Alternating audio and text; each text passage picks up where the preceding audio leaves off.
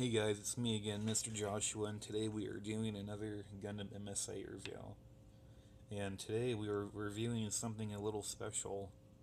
This is a custom Zorn MSA.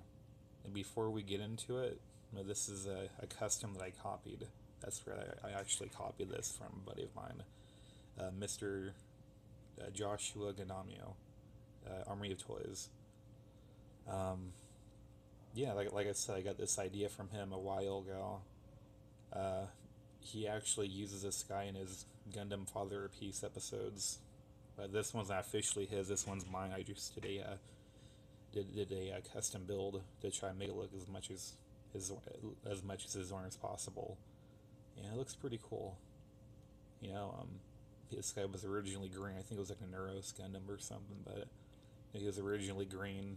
And I should have dyed him gray, but at the time I didn't know what dyes worked, which didn't, and I got a little agitated and just painted him. But he looks pretty cool. But yeah, give the credit to Mr. Joshua. This is not a custom that I created myself. This is his that I copied.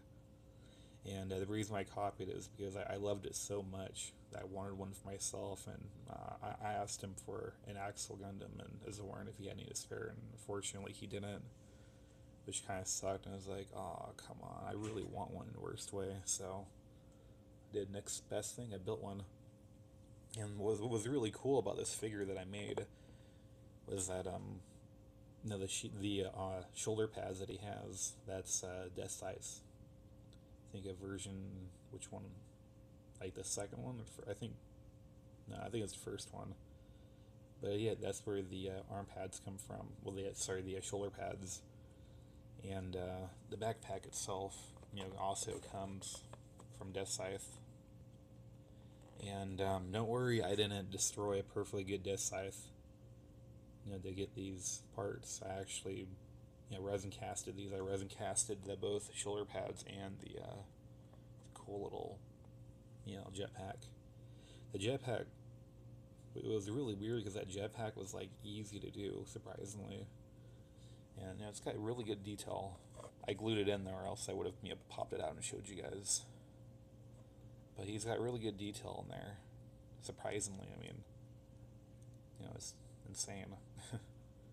And even on the shoulder pads too. The shoulder pads are good. The shoulder pads and the backpack are gloss black because at the time I didn't have any flat black or anything like that. The flat black that I did have, it was so old that it literally just dried out. It was Tester's flat enamel paint. I was so pissed. I was like, what the fuck, man? But I had that for past like 3 years, so it was bound to happen. But yeah, he's got pretty good articulation. It's just standard version 1. And Death Scythe hands and arms. This guy was made out of, let's see, I think he's made about 3 or 4 different Gundams. I'm thinking 3. Death Scythe, Neuros, and a Gelgig. 3. This right here is actually a Char's Gelgig head that I used, because Char's Gelgigs are like a dime a dozen. They're cheap. This guy's pretty cool. The only difference between this one and Joshua Gundamu's that I know of is that he has little spikes that come out at the ends right there, which I was gonna put him in, but I decided not to. I wanted him to look a little bit more rugged. But I think the person who pilots it is like Commander Vern, Lieutenant Byrne, something like that. Not really sure. But like I said before, I'm a really big fan of Joshua Gundamu's Father of Peace stop motion animation.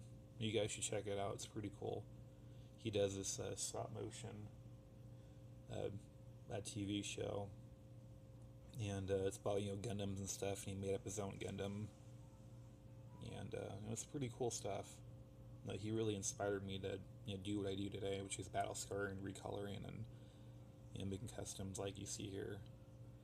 Well, anyways, thanks for watching, and hopefully you guys like it. Please like and subscribe my page. Thanks.